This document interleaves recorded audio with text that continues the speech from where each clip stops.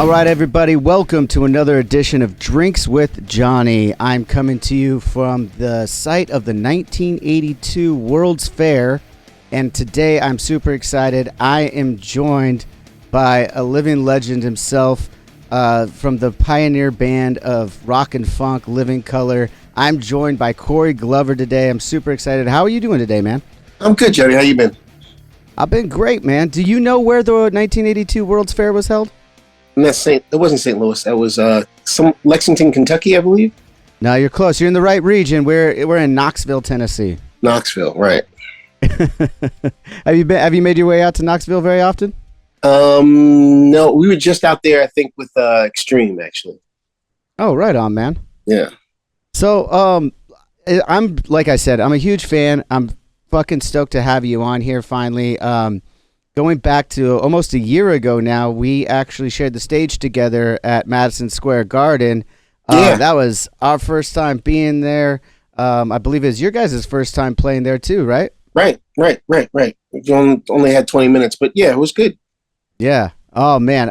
Wish we had more time there. That was kind of a shit show going on there, getting everything loaded in. It was a madness the whole day. Just bring it in. But did you get any chance to walk around MSG, or have you done that in the past? I've done that in the past, and we were there a couple of times. We played for a Knicks game with LeBron just before he left Cleveland. Okay, so that was good. Right on, man.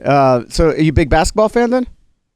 Not anymore. I used to be, and then if you're a long-suffering Knicks fan, you can't be a basketball fan. But I mean, they're looking pretty good right now. Thibodeau's got them playing pretty good. Not for right now. Just give it time. They'll fuck it up. Sound like a true Knicks fan there, man. Yeah. Well, shit. I mean, I had a blast being there with you guys. I got to go out to front of house and watch some of the set. It was super awesome. I mean, you guys are just such an awesome band. And going back to when I was, seeing you guys on MTV first thing in the morning before I went to, grade school, being inspired by you guys. Just it's so cool to again share that stage with you and to now share this time with you here on the show, man. Excellent. Yeah, man. So I got wind of your new project coming out, Sonic Universe. Yep. And this is something that you put together with Mike Orlando on the ShipRocked cruise. Is that correct? That's right. We were on ShipRocked in like 2018, and we were both stayaways. And so I got a chance to see him play, and I was, of course, blown away by his mastery of the guitar. And so I just struck up a conversation. My then manager introduced us, and we talked a little bit. Had a really good time. And before we got off the boat, we pledged to get together and do some writing. And, he invited me over to his place. He lives in Staten Island. I went to his place, and we did some writing, and we got this thing together. We kept going, then the pandemic hit, and we got back to it. And it was a thing. Yeah, man. Well, I'm stoked you guys are doing it. I got the record sent to me. I know it's coming out May 10th. Yes. So everyone will go check that out when it comes out. I'm listening through this, man. I mean, you've always been with great players throughout your career, going back to Living Colour and everything, right. and the different members that are coming in and out of there. You got in addition to Mike Orlando, I'm looking at it right now. You got Taekwon, Jackson, and Booker King. They all sound amazing on this record, man. I'm listening to it. It's like it's still got it's got your voice, so that's always going to be something that's familiar for the listener. Right. Mm-hmm. But I mean, this is like really progressive rock in it, right? I mean, it's really progressive. I mean, you guys you've always been in projects like that, going back, again, and it's always been progressive with a little bit of funk and stuff. This is almost like a like a Dream Theater meets Living Colour to me. Yeah, it's basically, Adrenaline Mob meets Living Colour. Right. You know what I mean? And Adrenaline Mob stuff, it's like fucking Jesus Christ, it spits rivets, as they say. And my influence is a little different, and it gives a chance for Mike to really sort of stretch out as a guitar player and as a producer and as an arranger and everything else that he did on this record. He did everything but, sing my parts. And it's amazing to hear, it's a testament to his abilities. Right. Yeah. I mean, he sounds amazing on it. Yeah, he did. He was with the Adrenaline Mob, a friend of mine who helped us out years ago. Mike Portnoy was in there with him, so I'm a little familiar with him from that. But again, the musicality. I mean, just going into like the last couple of songs, we'll start there. We'll kind of Tarantino this a little bit, if you don't mind. Okay. But you got "I Want It All" and "Beautiful Disunity." Both of these songs are very like prog rock to me. Like they're just going all out. I had a couple questions for you though, more specifically. We'll get into everybody else playing on there. What is your vocal range at right now, man? Because you like fucking are soaring on these songs. I don't know. Were you classically trained? Do you do vocal lessons, stuff like that, or like what's your I've process? been taking lessons my whole life. Yeah, I've been singing since I was about 6 years old, and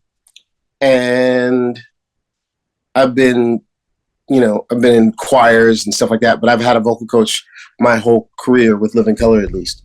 From the beginning of Living Color, I've had a vocal coach. His name is Greg Drew. Okay. And you never talk about the notes of like how high you're going or anything like that? It's just all ear? Whatever I can get to that day is what it is.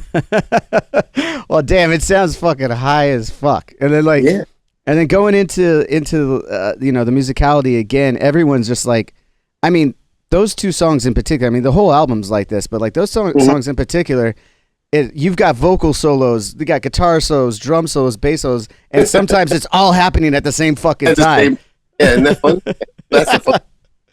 Yeah, man. Yeah. So, I mean, is it just, when you guys put together this project, we already talked about ShipRocked and talked about it, what was the goal in mind? Is it just to have fun and like just create the music and have fun, or is there some kind of business acumen? Is there some kind of goal in there that you guys have specifically discussed?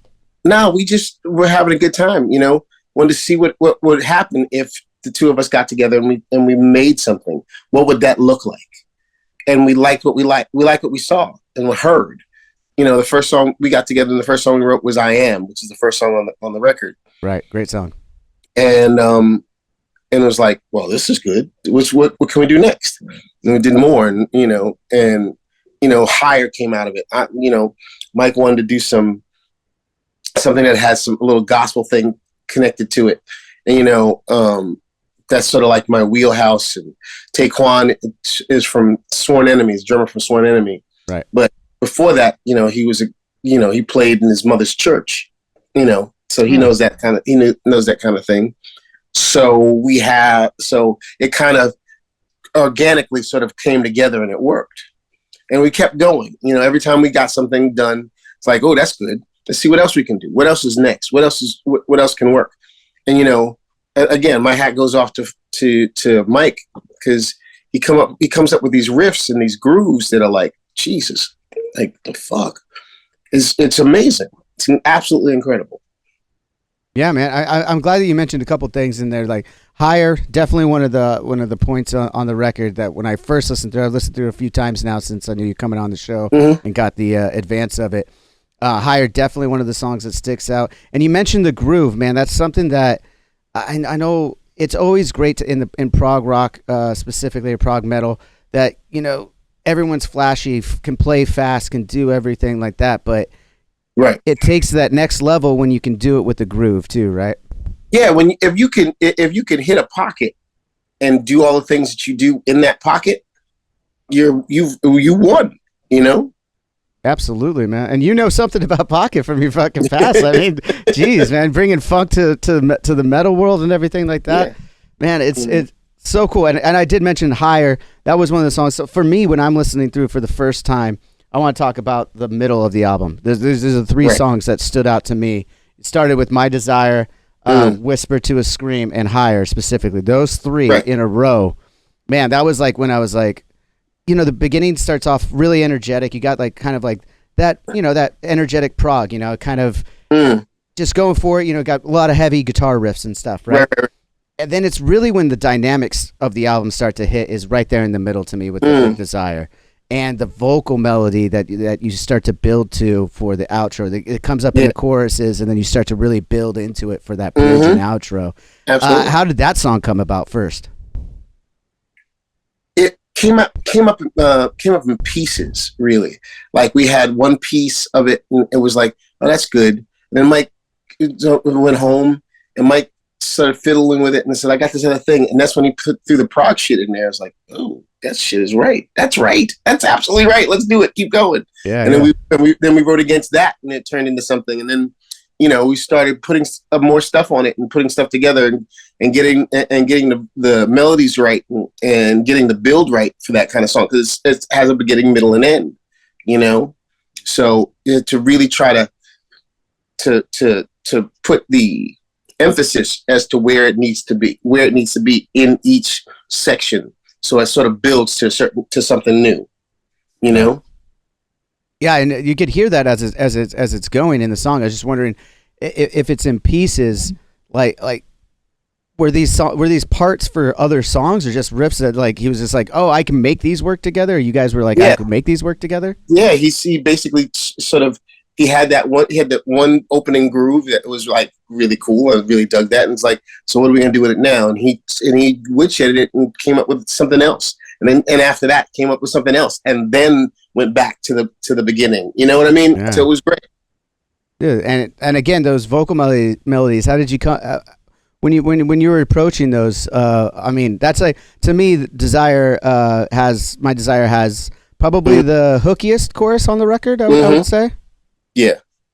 Yeah. So how does that go? How do you come about writing something like that? When you hear what you think is going to be the chorus, and whatever comes to mind at that particular point in time. And I'm, believe it or not, I don't have the greatest idea about melodies. I'm not really good with melodies sometimes.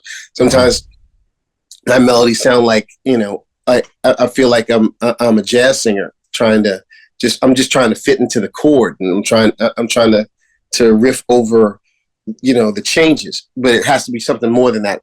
And Mike has a real sort of panache for doing that, and has a penchant for really making things that, people like these hooky sort of melodies that are great, So again, my hat's off to him. Dude, well, I'm glad you mentioned like a little bit of jazz there too, because that takes me to the next song that I definitely thought took another field, is following right up to it, is Whisper to a Scream. And it's got some jazz elements in there, man. Like, it does. I mean, it's in an effort to really try to, we're really trying to make like a rock ballad, and it turned out to be sort of like this weird sort of prog jazz sort of thing that's really, really loud. You know what I mean? Yeah. No, I'm glad that you said rock ballad, because you feel that in it too. Like the feeling of the song is very rock ballady, right. But when you get into what you guys are actually doing with the notes and the groove is very jazz, and it's I love that melding of the two, and how you guys go about getting it. And then of course, as a bassist, I'm listening to Booker on songs like that, just grooving, and I'm like, oh, this is it right here. This is it. Oh yeah, well, that Booker plays with everybody, has played with everybody, so he has to know when to change it up. He knows pocket bass player really gets in. Really, you can hear him between the hi-hats and the kick drum. But what he really shines is that he's very versatile. So we could go from something like Higher to Whisper to a Scream to Beautiful Disunity, and it doesn't faze him at all. Like he doesn't have it doesn't push his buttons. Very few things push Booker's buttons. You don't want to push Booker's buttons because he's a big motherfucker. I'll take your word for it.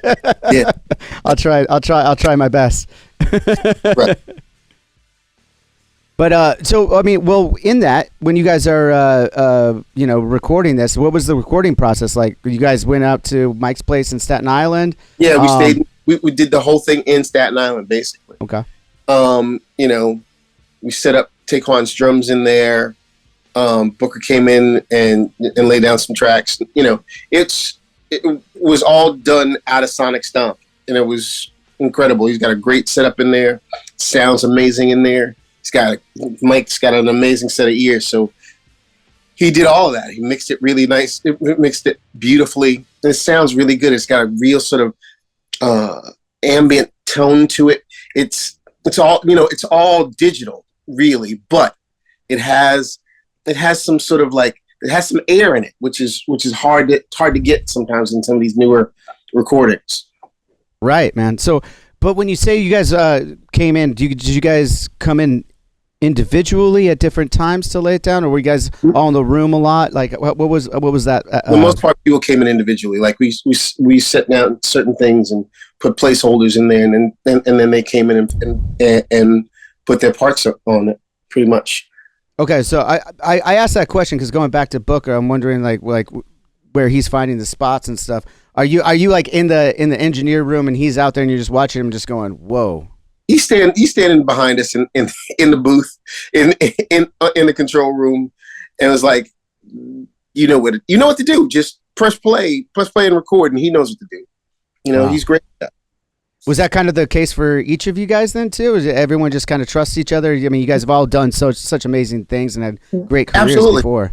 Yeah, I mean, and you know, it's not like we've not done this before. You know, these are all right. Everybody in that room is a veteran. You know, so they know what they want to do when they know what they need from us. You know. Yeah, do you find that to be kind of a relief in a super group setting like this, or has that been the case for you for many years? I mean, you've worked with a lot of great musicians.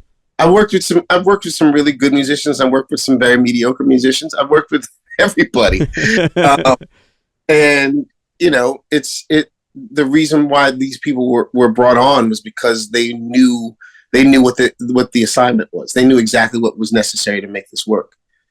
So. Yeah. Wow, man. I mean, and speaking of everyone you worked with, I mean, Living Colour has worked with hip hop artists too, R&B artists, rock artists, like from every genre. What were some of the times when you look back on it from today, just talking about recording processes and collabs and everything like that? What were some of your like fondest memories, I guess? Fondest memories. It's weird. It was, you know, there were times in the very beginning. We were working with Mick Jagger, and you know, he's playing harmonica on a song called "Broken Hearts" on the first record. You know, and just to sit there in the control room and he's in the booth, and you know, that's Mick Jagger playing harmonica over there.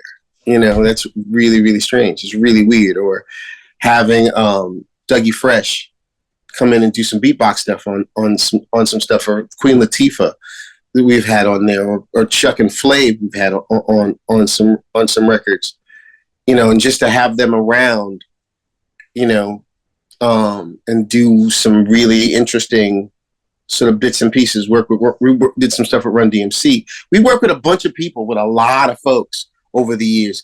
On a side project, it wasn't even a side project. For a minute, I was singing with Galactic from New Orleans, the jam band from New Orleans, and that brought me in front of a bunch of people that I never thought I'd ever meet, like Bay Lavelle and people like that, or doing the Hendrix tributes and playing with Carlos Alomar and you know, Mike Garson, and you know, those kind of people. You know, it's taken me far a lot of places, taken me to a whole lot of places. And do you find like each time you work with these guys, I mean, you're talking about early. I mean, first of all, like Mick Jagger, you know, being right. on your first record with Living Colour, like, yep. I mean, how does that? First of all, how the fuck does that happen? I'll get to my next question. We were just the beginning of the thing. We were still like local bands playing in New York City, playing at CBGB's all the time. And we're trying to get a deal, you know, that kind of thing. And Vernon got a call from from from some of the guys from Rolling Stone said that Jagger's looking for a guitar player for his record. He's doing a solo record, Primitive Cool, and would he mind coming down to audition? And I came with him to the audition in the city. And at the time, what was very interesting is Doug Wimbish, who plays bass with us now, was in that band. And, he came out and talked to us, and he was like, so what are you guys doing next? He's like, well, we're playing CBGB's next weekend. If you want to come through, please, be our guest. And he did come with Jeff Beck wow. to see us play.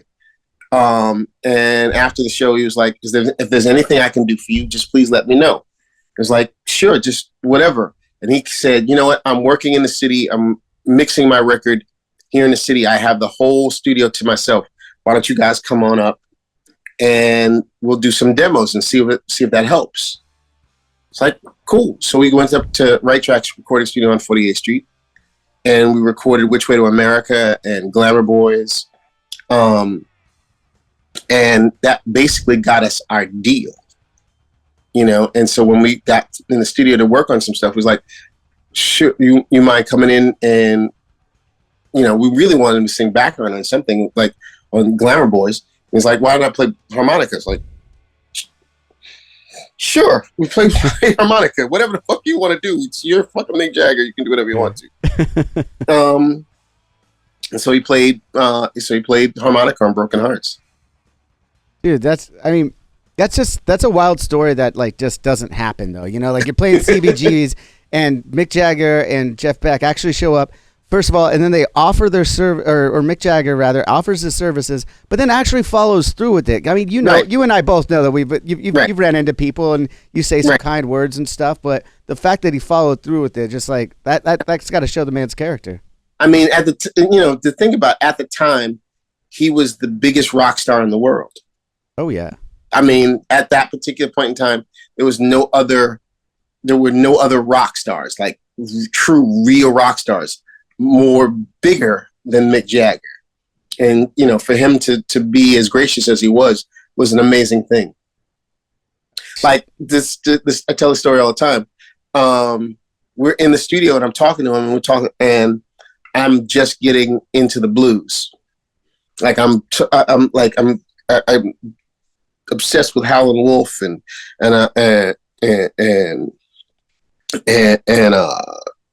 Muddy Waters and all this other stuff. And I'm talking to him about it. And a day later, he comes back and hands me a cassette. Like he went home and made me a mixtape. Whoa. I got a mixtape from Mick Jagger. And it's like super blues and all this other stuff. All these things that amazing pieces of music. You got a mixtape from Mick Jagger. Do you still have his mixtape? Tell me you held on to it. I think I still have it around here somewhere. That's incredible, man. I think he's probably only gave that to a few like girls along the way, Yeah, I'm sure. Right. Fuck him. That was really good, So, but you said that you were just getting into blues at the time. So, I mean, this is while you guys are recording your first record and you're just getting into blues. What were some of your influences before that? Like, let's go back then and talk a little bit about your influences and what brought you to that first record. Well, I listened to a lot, whatever my family was listening to. And, there's a generation gap, obviously, between my parents and my siblings.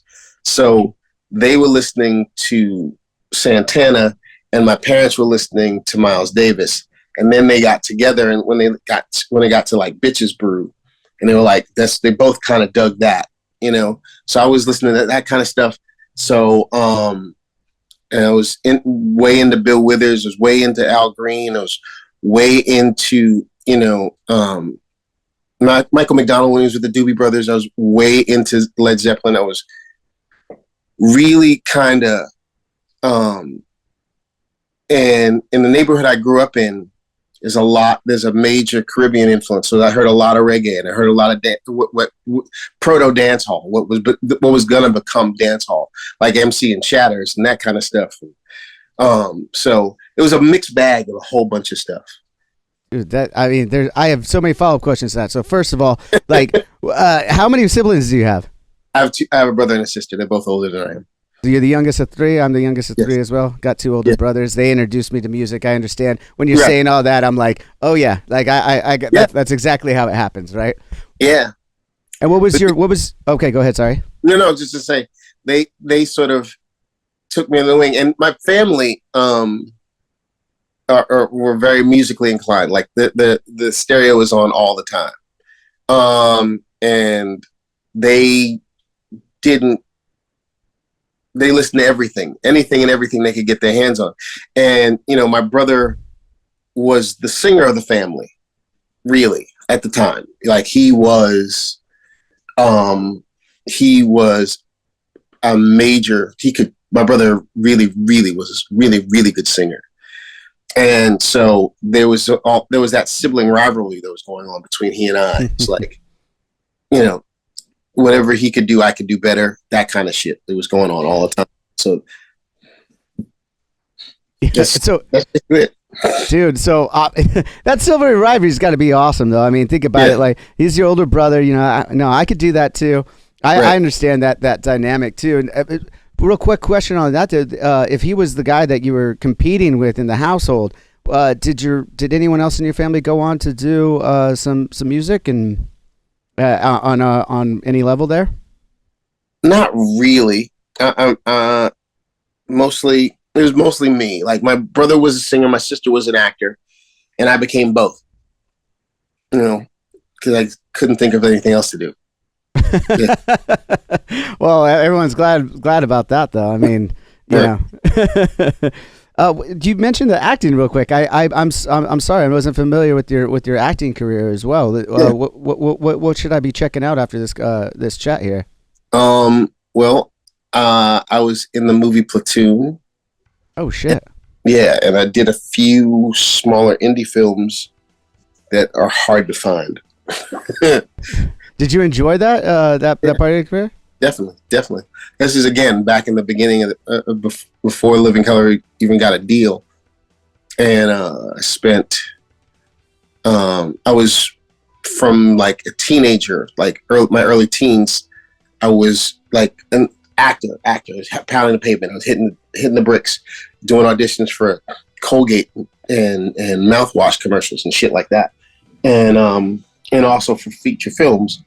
And I auditioned for this film, and I got a call. I got a couple callbacks, and that was fine. And it looks like I didn't get it. And then a friend of mine, I knew a friend of mine actually had gotten the gig, and at some point he decided through whatever negotiations he pulled out, and I was the next in line. So they called me, and they called me on a Monday, and I was on a plane on Tuesday night on my way to the Philippines, and I was there for 3 months. And what film was that? Platoon. Platoon. Wow. So that was the first. Yeah. Wow. Yeah. I mean, that's Charlie Sheen, Johnny Depp, Forrest Whitaker. Who else was in that movie that went on to do something? This is Sheen, Depp, Willem Dafoe. Yeah, that's right. He was. I haven't seen that movie in a minute, so it's a phenomenal film, though. I mean, you said you're there for 3 months. You must be in contact with all these dudes that went on to have these amazing acting careers. Did you stay in touch with them? We tried to stay in touch as much as we possibly can. And I see Depp every now and then. And Sheen, I see Sheen a little less frequently than usual. And all the rest of the guys from the cast, they come to shows. They live all over the country, That's awesome, man. Going back to when I asked you about the blues and your influences, your earlier influences, you said around where you're growing up, you're listening to some of that Caribbean and reggae music. And I had a couple questions on that because you got songs from your career going back to like Solace of You, and you mentioned Glamour Boys that definitely have that vibe. Is it safe to say that that's where that came from? Oh yeah, Vernon and Doug, both parents are from the Caribbean, So there's all that there, and that's, like where we grew up and where we lived. That was part of the thing. Like if you were going to play in a band, you played in the soca band, you played in the calypso band, you played in the reggae band, and so it was always there. So you heard Beanie Man, and you heard Yellow Man, and you heard all those early sort of reggae MCs and that kind of stuff in your life. There's a whole kind of education. You heard everything. You heard soca, calypso. You heard salsa. You heard merengue. You heard everything. Absolutely everything.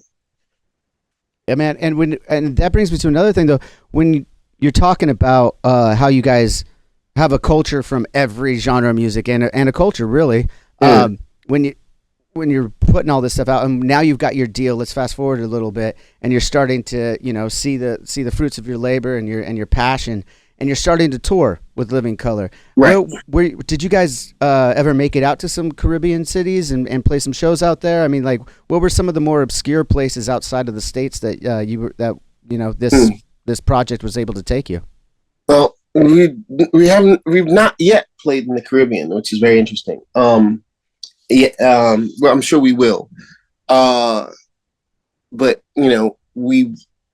our first show outside the United States was at this festival in Switzerland, and it was just like this big giant festival. And there's 5,000 people out there. It was weird and hard to wrap your mind around. But we had a good time, and you go in all over these places, and we've been to so many places. But there's so many places we haven't been. Like we've never been to Russia. We've never been to Greece. We've never really been. We've never gone up to like Alaska. We've not played this. We've never been to China. We've never been to Hong Kong. There's a bunch of places India we haven't, that we'd love to go to and play, because really a lot of our influences are there. Yeah, that's why it's more surprising. I mean, like, there's a lot of those places I haven't been either. But we've done Alaska one time. That was wild. My now wife is from Alaska. It was no relation. She just happened to be from Alaska. She would live. Right. She moved to Huntington, where I'm from, when she was 8 years old, and that's where I met her. And then found out she was from Alaska. So that was neither here nor there. But that was a wild place too. We haven't been able to go back since, and that was like in 2007, 2008, something like that. But yeah, mentioning all those places, and I'm thinking as you're talking, I'm picturing some of this touring life. I mean, you've had a career that spans 40 years now. You've seen the shifts and the ebbs and flows of the business that is the music industry. What are some of the things that stand out to you today from all that time and that touring life? I mean, that was a different touring life than we have today. Now you got the buses and rolling in differently. How were you guys traveling first back in the day, and how did you see all those shifts? When we first started, we were in vans, like it was Econoline vans, and we were driving ourselves across the country. And then we went to a Winnebago for a hot minute. That was a disaster. And then we got to the buses. But like we were on the first Lollapalooza, when it was still a traveling sort of thing, when they were still going from town to town to town. Oh, I never realized they were doing town to town on that. Yeah, it was a tour. Lollapalooza was originally started out as a tour. Like we started out in Arizona and wound up. Came up toward New York, and we played in Alpine in the Chicagoland area. We played. It was a touring thing originally, and now it's not. How the festival scene has so drastically changed from what it used to be to what it is now. Like the summertime thing. Like again, we never played Coachella. We've never played those kind of things. I'd love to play Burning Man personally. Wow. And to see how that culture has sort of become a part of everyday life. That sort of the rise of the jam band scene when I was playing with Galactic and all that, and what's going on with that, and people who follow the Dead and now follow Fish, and that kind of stuff. So it's an incredible ride. It's been an incredible ride.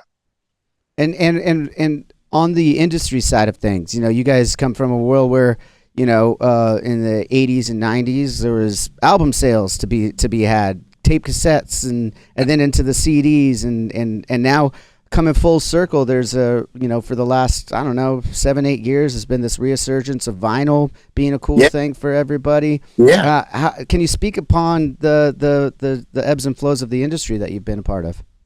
Well, we are also a part of the MTV generation, Right. That's where I discovered you. when having a music video, with music videos, we weren't a part of that, but there were $1 million music videos. I mean, the same kind of budgets they made for feature films, they had for music videos, that kind of thing. To watch, to watch the rise and fall of the record store. You know what I mean? Tower Records, what happened, that whole thing. To watch the mom and pops go out of business too. That was kind of sad, really, really sad.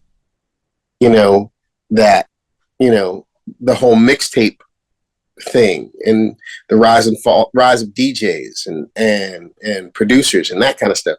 We've seen it all. We've seen all of it. You know what I mean? We started out, it was still analog. It was still recording on tape, on analog tape. And now they're going back to it because it still sounds better than anything else you've ever heard. So we'll see. Yeah, it's interesting the way that they're bringing back analog and tying it into digital still, so they don't have to bust out the razor blades. There's only a finite amount of tape, so it's just like you just loop it so you can get that nice tone before you bring it into a Pro Tools or a Logic. You want to wear down the tape so you can hear some of that tape hiss that you want that everybody loves to hear on a record. So when you miss it, you go, why didn't this record sound right? And it's like, because it's not on tape. Right. I'm glad that they're bringing a lot of artists are bringing that in too, because it brings that warmth that we were talking about before, right? Mm-hmm. Yeah, digital has a frequency range that's enormous and immense, but you don't hear half of that, And when you close that gap and you make it smaller, it becomes more familiar. It becomes closer to you. It becomes something that you can actually feel as opposed to something that you can sense. Right. I mean, I agree. I mean, you could equivocate it to the TVs of today. I mean, we got TVs going up to 4K, 8K, 12K. I don't think our eyes can even really see all of the spectrum that they're giving us. That those televisions and all this digital media can do, we don't have the ability to sense it. We have to evolve a couple of thousand more years in order to see some of those spectrums of light. No kidding, man. I'm glad you brought up a little bit of evolution and evolving a couple thousand years into it. It brings us back to Sonic Universe. I was reading a little bit of some of the ideology behind it and everything. Like when you were approaching the lyrics on this album, was that Big Bang, those sonic things that space sound, I think was something that was referenced on the one sheet that I got. Is that something you were bringing in lyrically? For me, it was this record is a lot more personal, about more my personal life. Okay. Than I'm used to doing, than I'm actually even more than I'm comfortable with doing. This is about the foibles, like, of my the foibles of my failures, and how I have to live through it, and how I'm going to survive, how I'm going to absolutely survive through this stuff, and how I'm going to live continuously. And that in of itself is a cosmic idea, to live through it. That you can rail against everything. You can say, you can be as angry as you want to be, but you're going to have to live through it all either way. Wow. I mean, yeah, you're right. I mean, that's kind of going through like some existential and introspective times in your life, right? Absolutely. Yeah. Yeah, man. Real quick, back to the traveling and stuff. Did you guys, through the 90s, when you're blowing up with Cult of Personality and Living Color, did you guys ever do the limousine ride and jet flying vibe, or was it? We never got it. Modest. never did the private jet thing. There was one time we were playing in England, and we were in England to do press, and they were driving us around in a Bentley, and I was like, this isn't real. We can't do this. We have to. Is there a taxi we could take? Because this is ridiculous. And, you're pulling up to a fast food joint to get something to eat, and you step out of a Bentley to like, no, this doesn't make sense. One time we went to a party that Jagger was at. We were there to go hang out with him. And and he's like, all right, I'm going to go home. I'm going to drop you all off at your hotel. It's like, okay. And it was like, okay, get ready. Like, all right, what do you mean get ready? So the minute they opened the door, the paparazzi started just swarming him, just on top of him, just taking pictures, asking questions. And they're shuffling all of us to his limousine. But I'm in the back of this crowd of people, and they shuffle the rest of the band and him into the limousine, and then they close the door, and I'm still on the outside. And the car is about to take off. Is like, whoa, Corey's not in the car. So they stopped and let me in. But that was terrifying. It was absolutely terrifying.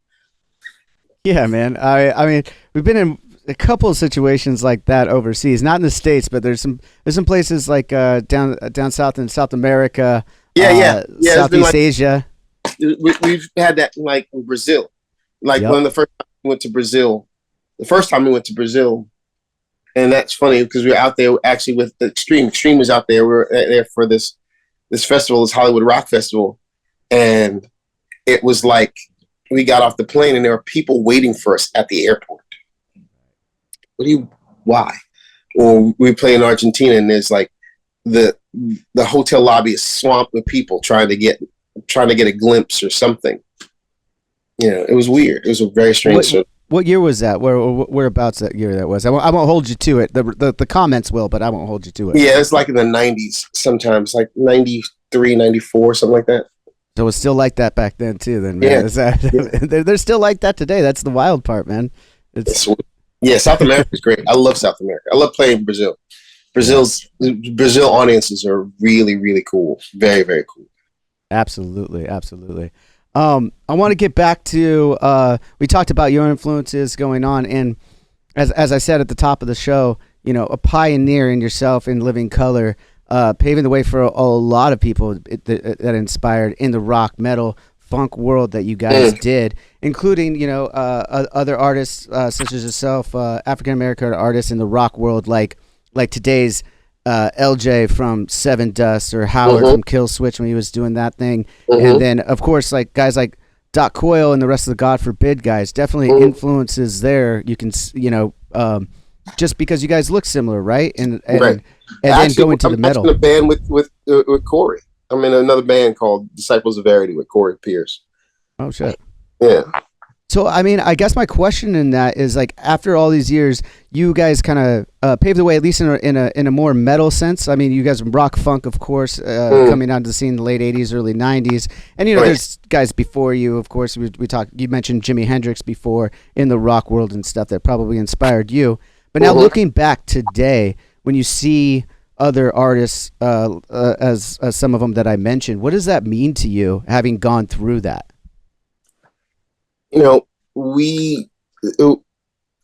It's all oftentimes we find ourselves in a place of being sort of like on the outside looking in.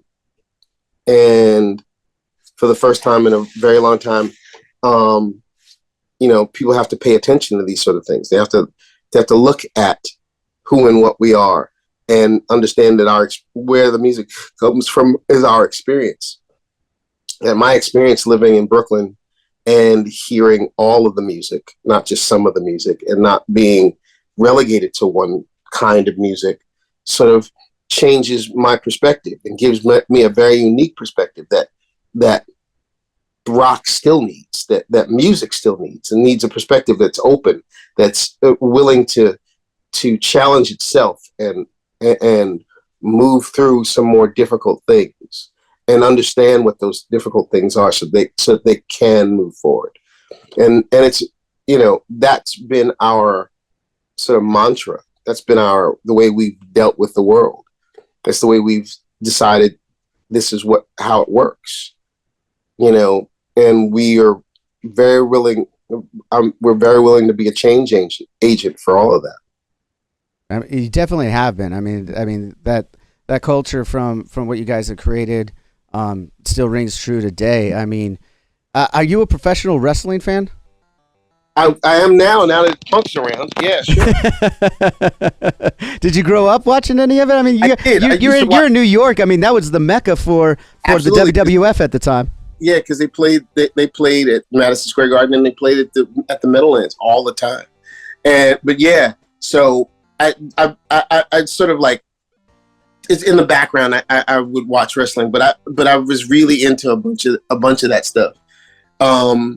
And then to find out that this guy who went from backyard to WWE, WWF to back to ACW, and then back to WWE, and the whole time he never let go of Cult of Personality as his entrance music.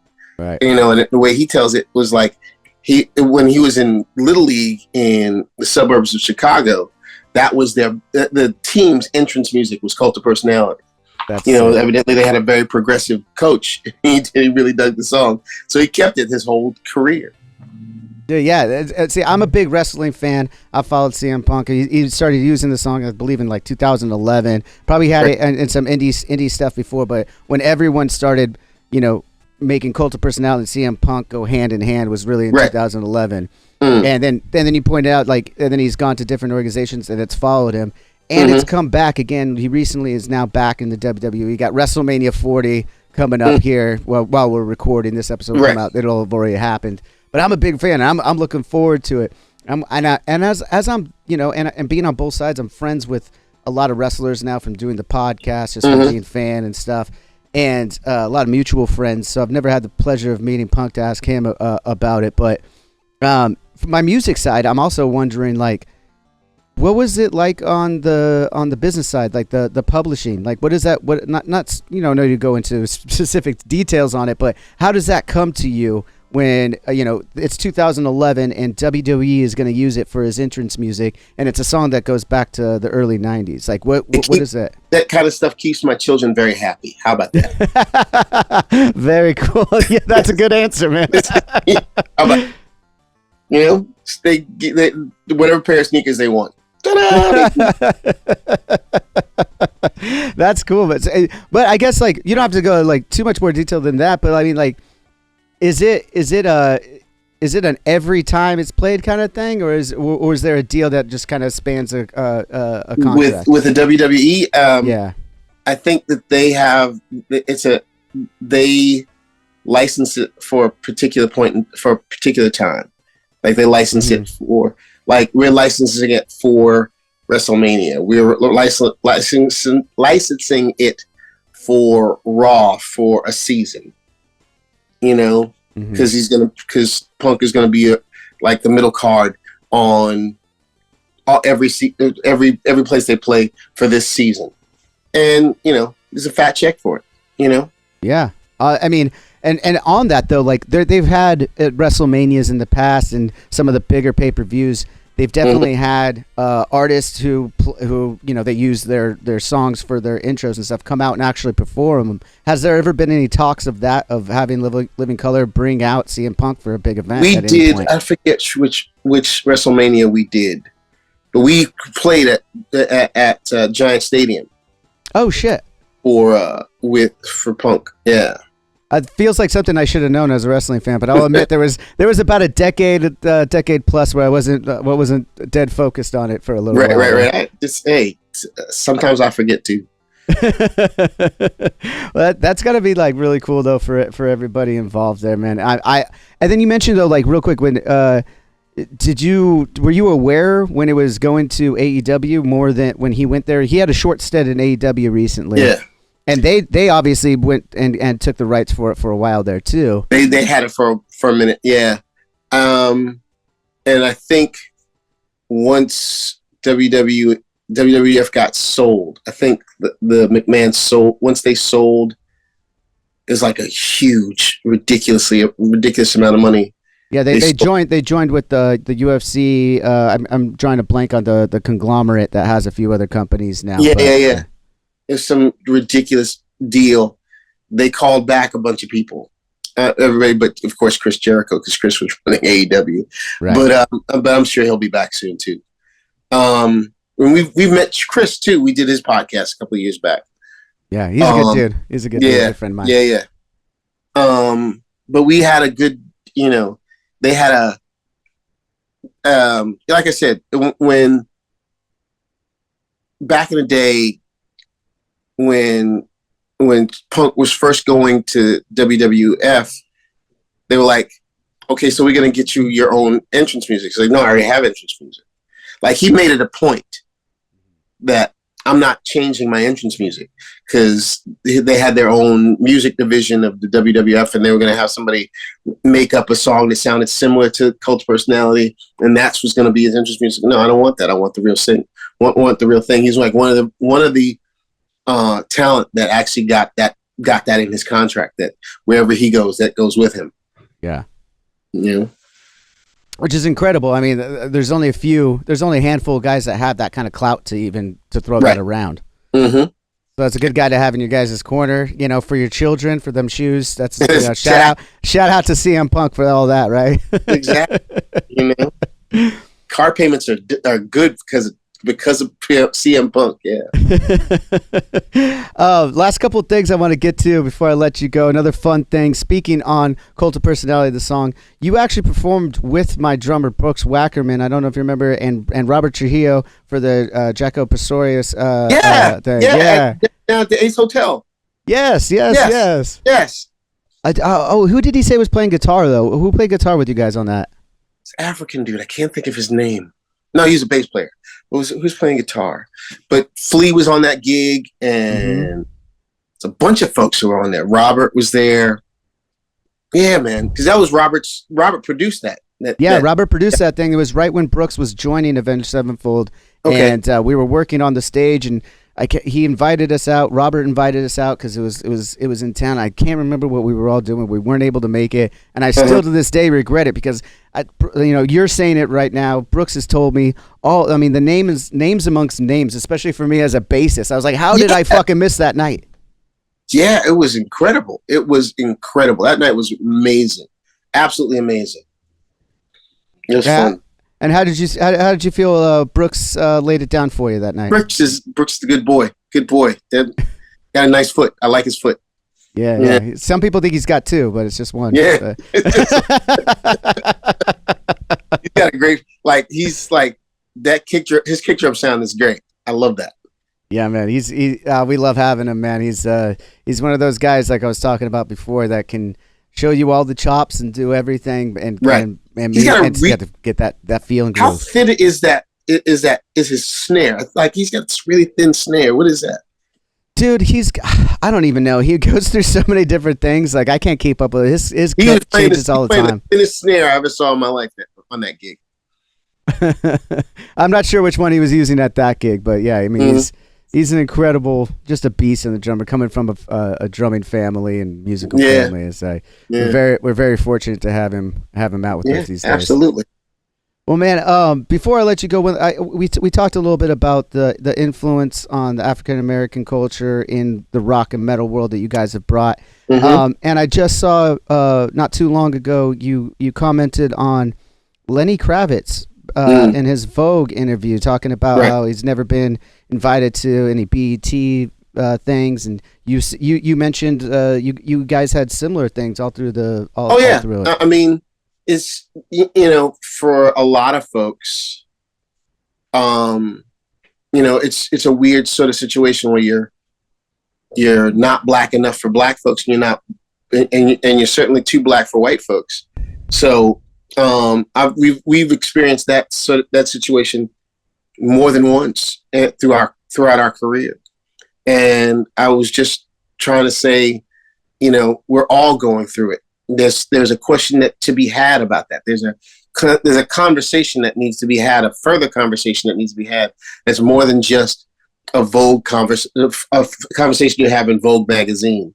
Is like there's a real sort of sit down between the powers that be, because we also had this conversation, when Jan Hammer was trying to write that book, and we were like, no, you didn't, and he didn't think that he didn't talk about the history of rock and roll, didn't talk to any women or people of color or women, and we're like, because he didn't think they were intelligent enough.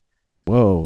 And that was, so there's a discussion that where with the powers that be, that sort of talk about what's going on out here, what's really happening in the world, and and how music sort of is supposed to reflect that, but we can't be reflected if it's not being seen.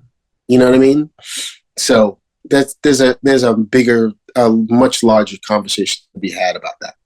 Well, man, when you brought whatever you just brought up, whatever piece you just brought up, I was at first I was like, maybe I should know what he's talking about. Now I'm glad, because if he left out all that, if there were that many omissions, I'm glad I have no idea what book you're talking about. There's so much more that needs to be discussed, and so much more that needs to be dealt with to this day. We've gone far, but not far enough, I don't think. Yeah, it's just surprising to me when I hear stuff like that still, even in this day and age, or even back in the 90s. I mean, it's bizarre to me that, but part of my beliefs of what we're all doing here, we're just like floating out on this one minuscule rock in this giant fucking universe. We wake up into consciousness one day, and there's already all these nature laws in place, and then we start making more of them, like where you can fit, like you got to look this way to be that way, or feel this way to be. It's like, why are we adding laws that are already in place? Like, let's just follow nature's laws. There's enough there that we have to fucking deal with. Yeah, exactly. I agree. I completely agree. Man. Well, I've taken up enough of your time. I know you got other shit to do. I really appreciate the time, Corey. I hope we can keep in touch and have more conversations on and off camera in the future, man. Absolutely, Johnny. I'd love to hang out and do some talking. Absolutely, man. Everybody go check out the new record from Sonic Universe. It's coming out May 10th. This will probably be this week. So everyone go out, stream it, buy it, whatever it is. Go follow Corey Glover, Living Color, Sonic Universe, all those wonderful things. And, of course, hit the subscribe button, all that bullshit that I have to say every time. So thank you, guys. Bruh, it's good to talk to you, man. Yeah, good to talk to you too, man. Thanks, everybody. Talk to you next time. As always, cheers. Bye.